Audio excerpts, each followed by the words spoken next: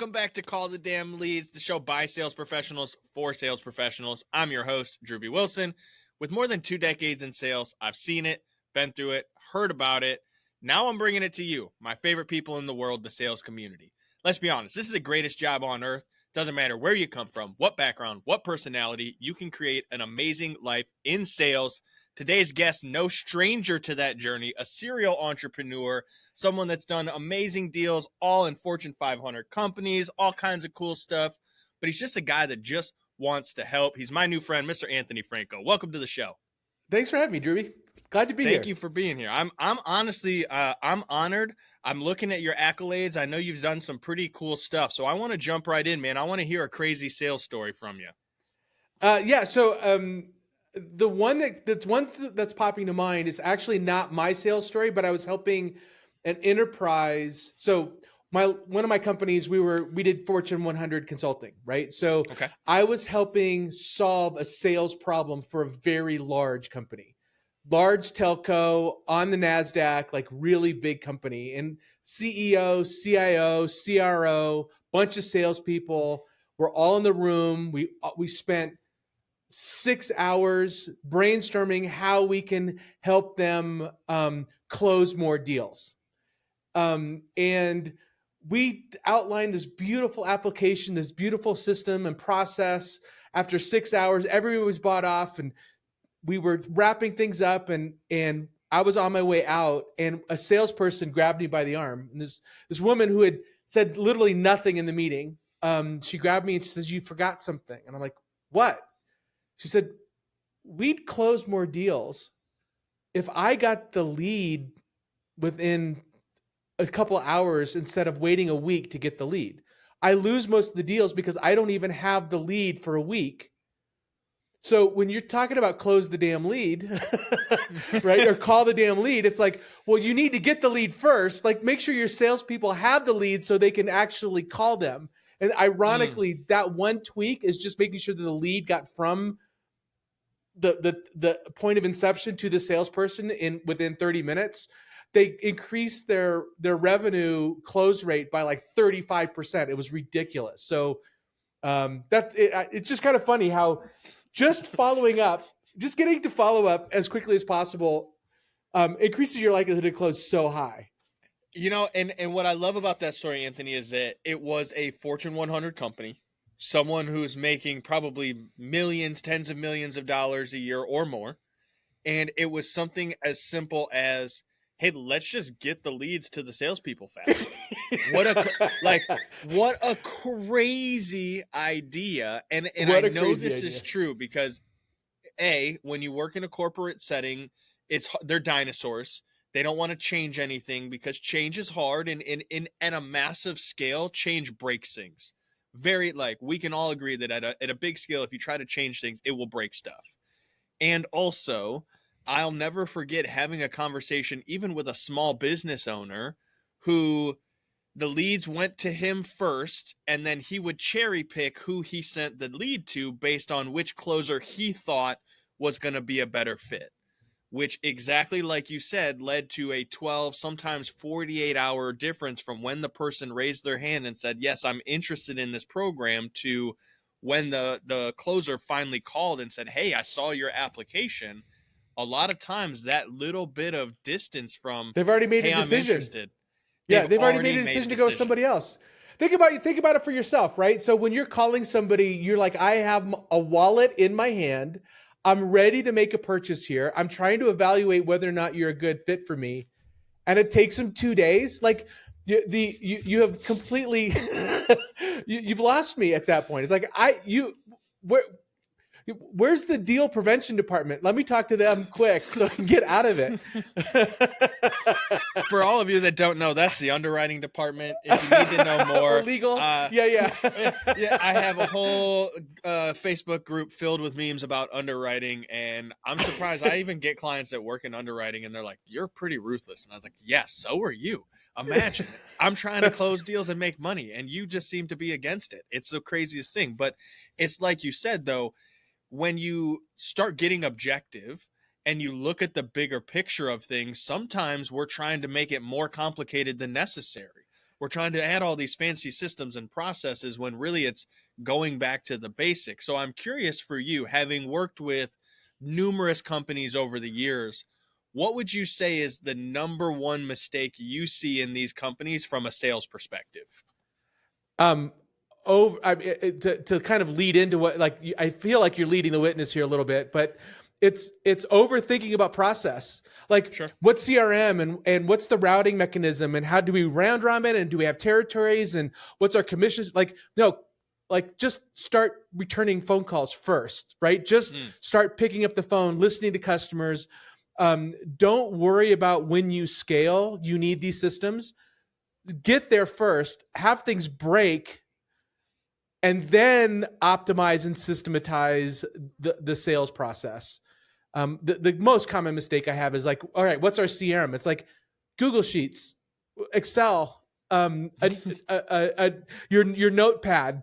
Make it simple, make it analog, get something that works, and then when you're overwhelmed with the number of leads, that's a good problem that you can easily solve with the CRM. Yeah, I really appreciate that because there are so many people that will get hung up on perfecting things that are going to break and aren't ever going to be perfect to begin with. So, like, for It's, you, how, if I can, it's an excuse not to call the leads. yeah, well, You're doing and something so that you don't have to do the thing you don't want to be doing. we could go real deep on that. And I'm going to make a note to come back to that topic for a second because, like, procrastination on calling the leads. And again, Yeah. I don't try to lead the witness, but I mean, cliches are a thing for a reason. When I trademarked call the damn leads, I went, this is something that every business owner across the country wants to say. And at the time, it probably wouldn't have flown by compliance, and the HR department would have been like, you can't talk to people that way. But I don't care. I'm not necessarily a corporate guy. I like to do things my own way. But for you, how did you find your way into entrepreneurship? Because to me, sales is service, is entrepreneurship. It all falls in line. Like, what led you down that path? I'm a crappy employee. So I Tell me more. Come on. it I was gotta it know. was survival. Like, the only way I could make money is to work for a boss that had to deal with me, and that was myself. Like, that's it. I am, yeah, if you have me talking to HR, I'm gone. Like, I do not Mm. want to, not that I was pulled into HR that often, but but you know what I mean? It's like the process, the system. Like, if I'm having to follow somebody else's BS process, I'm out. So I became an entrepreneur because I wanted to work by my own value system. Mm. And that's fundamentally, now that's not why I started. I didn't have that, recognition when I started. It's just like, I don't want to work for this schmuck. I'm gonna go do this thing on my own. And that's essentially how I started as an entrepreneur. Now, the irony is that schmuck was probably a lot more right about things that I didn't know, right? As you get into, you're like, oh, that's why you have a policy not to grab people's butt. I get it now. Yeah. I, I've I never done it, just but I've had to talk to people that have, right? I've like, dude, you can't do that kind of stuff. I have a client in my consulting group, and she does HR, and her and I joke about the silly rules that they have to create for some of these work establishments, and it's like, you wouldn't think that you'd have to write that down on paper and tell an adult that they cannot steal someone's lunch, or that they can't, say certain things in the workplace to a female or a male employee, an opposite, like. Yeah, it's crazy. I still believe, though, like, policies are for leaders that don't want to manage people. Like, if somebody does Okay, something keep going. bad I or want to go on that unkind, topic. Keep going. Yeah, that's yeah.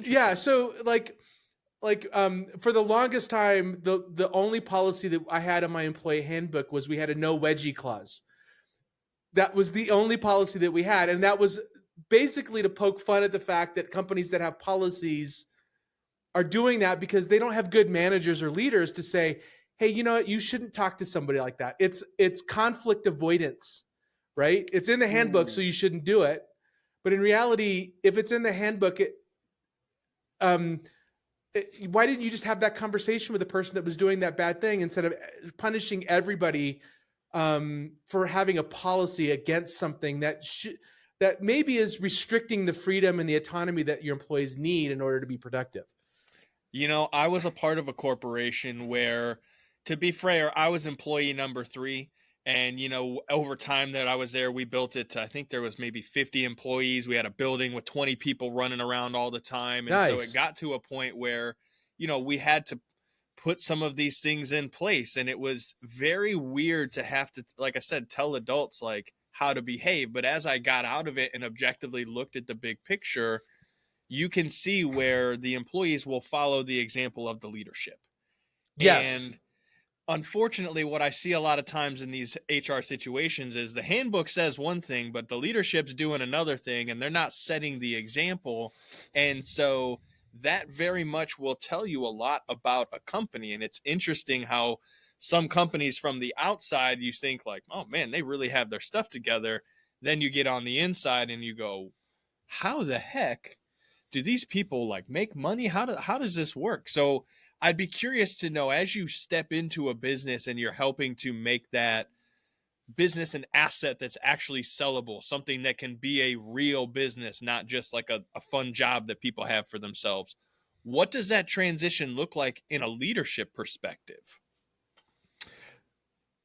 Well, yeah, it's first of all, I'll say that it's shocking how many different cultures actually work. Like the like there if you're reading a book and it's telling you this is the culture you need to run a growing business, throw it out. Like they don't know. There's companies that work really well where they occasionally have fist fights in meeting rooms. It's not a company I would want to work for. There's also other companies that operate entirely by consensus, not collaboration, but everybody has to be on the same page and everybody's feelings need to be taken into account. Again, some very successful companies operate that way, not the kind of company I would want to work for. So culture, you said it, starts at the top. It's the founder or the CEO that really sets the culture. Um, Now, what you asked next is how do I position my company for an exit? How do I position the systems in order for an exit? There's a couple things. So for your listeners, I help companies exit businesses. So it's one of the things that I do as I guess you could say as a side hustle. Um, Serial the entrepreneurs got a lot of things they do. It's yeah, just yeah, part of it. I got a lot of things, and some of them make money. The so there's some common threads in businesses for valuation. One, very simply, you don't have. This is really easy. You don't have a lot of your revenue concentrated in a single customer. It has nothing to do with culture.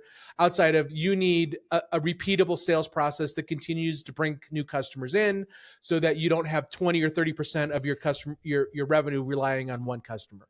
Another Mhm. one is clean books, like simple stuff. Have a good bookkeeper. Make sure you're checking in on those books every month, and that the line items make sense and things are being properly categorized.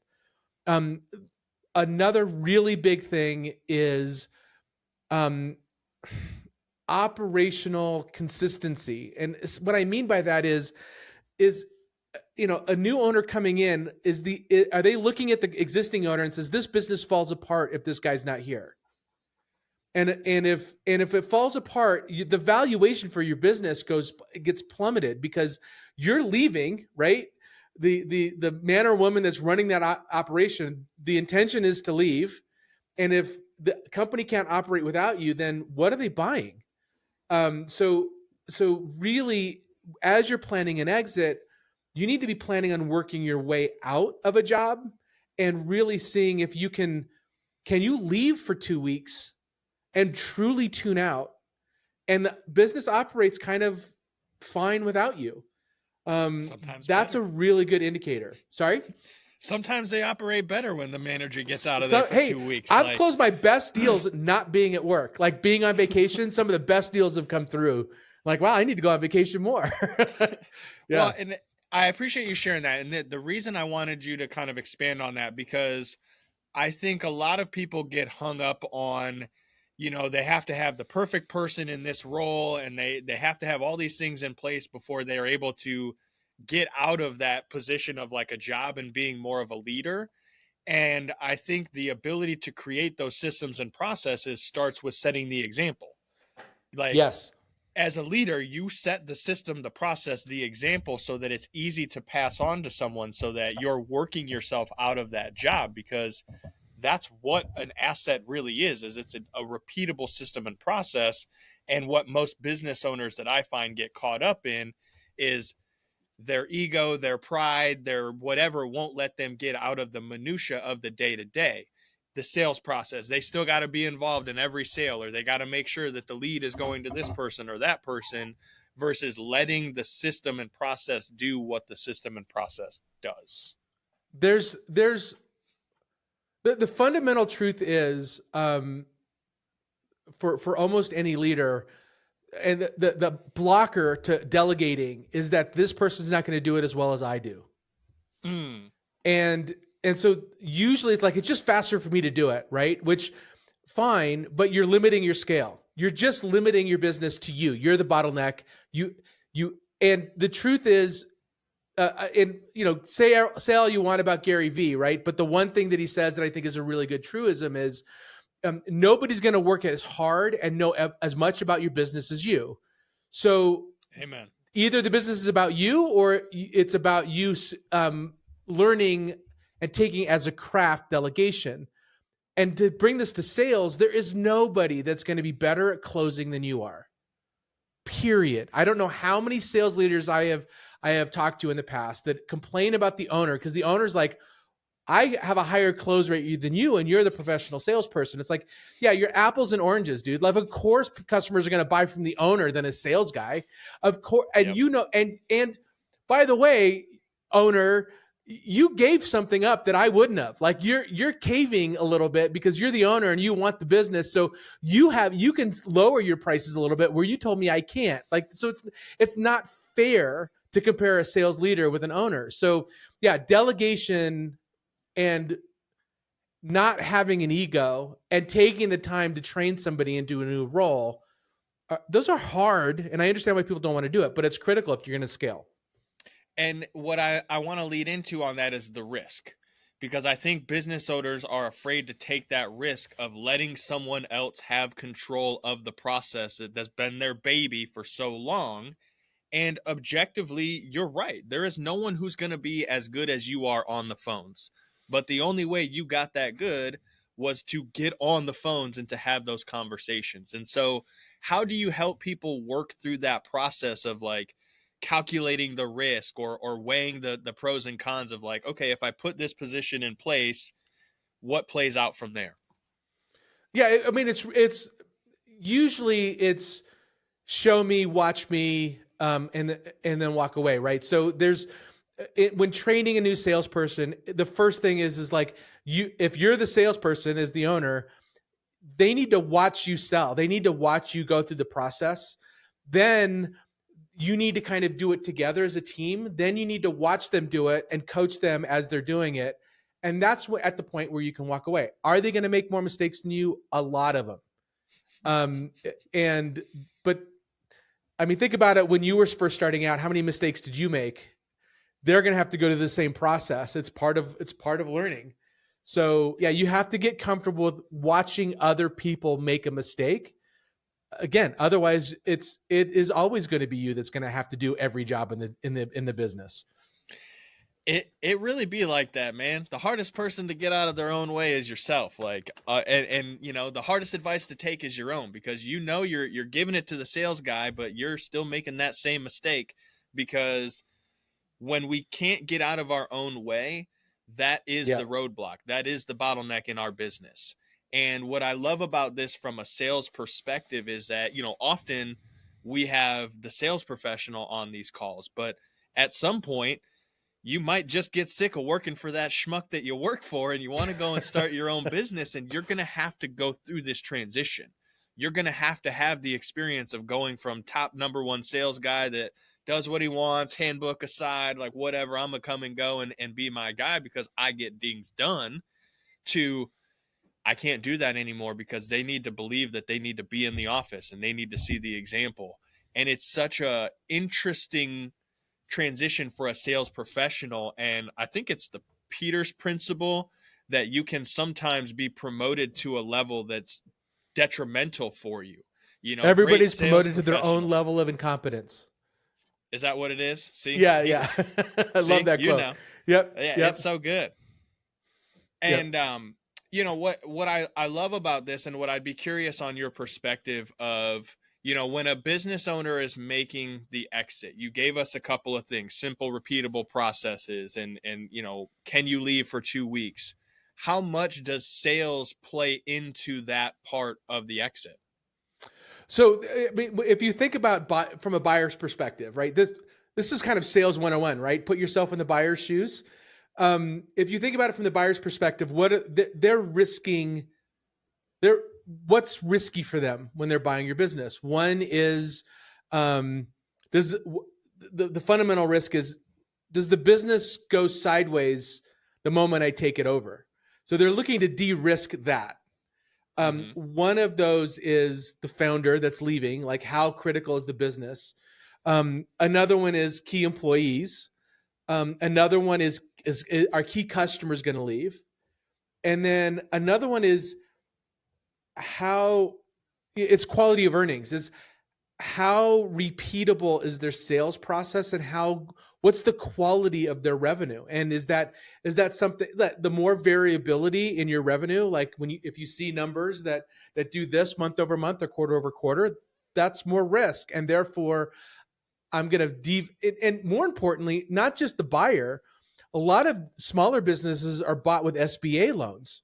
And the bank is going to look at this and say, what am I willing to lend the new owner? It's not Mm. even you're not even negotiating necessarily with the new buyer. You're negotiating with the bank. And the bank's like, you're not going to convince the bank that they're buying a good business if the revenue's doing this. Like the bank's like, there's only a certain amount of risk we're willing to take. So you have to kind of keep in mind all those. I would say those are the 4 pillars that you need to keep in mind when you're putting yourself in a buyer's shoes. I love that. And I think that's so interesting because even a sales professional sometimes forgets to put themselves in the buyer's shoes and be in their worldview and understand that the problem they're trying to solve is their problem. And Yes. from us, our version of success is a perspective.